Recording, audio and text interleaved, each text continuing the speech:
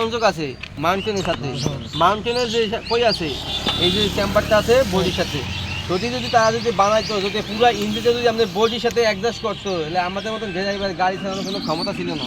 কারণ যখন আমরা গাড়ি স্টার্ট করি অবশ্যই গাড়ি নক করে, নক করলে কী হইব, এই মাউন্টেনের যে নক যে করে বা ইঞ্জিন কাঁপাকাঁপি করে, যে আপনি বুঝেন যে গাড়ি কাঁপাকাঁপি করে বা যাই করে, এই মাউন্টেনের যে রাবারটা এইটার উপরে প্রেশার যায়, তাও তো ইঞ্জিন পুরো বডি কাঁপে, অনেক সময় কিন্তু পুরো বডি কাঁপে।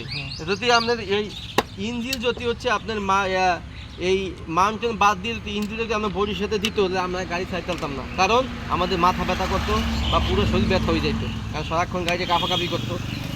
যাওয়ার এই মাউন্টেনের উপর দেওয়া যাইবে।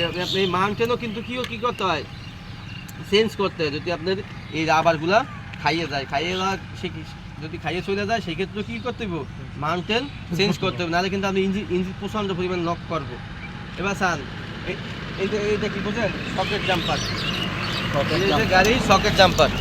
এই আপনার প্রাইভেট গাড়ি থাকবে 4টা সকেট জাম্পার, যেমন এই একটা সকেট জাম্পার, এই একটা দুইটা, পিছনে দুইটা আছে, দুইটা মোট এইসব গাড়িতে হয় 4টে সকেট জাম্পার।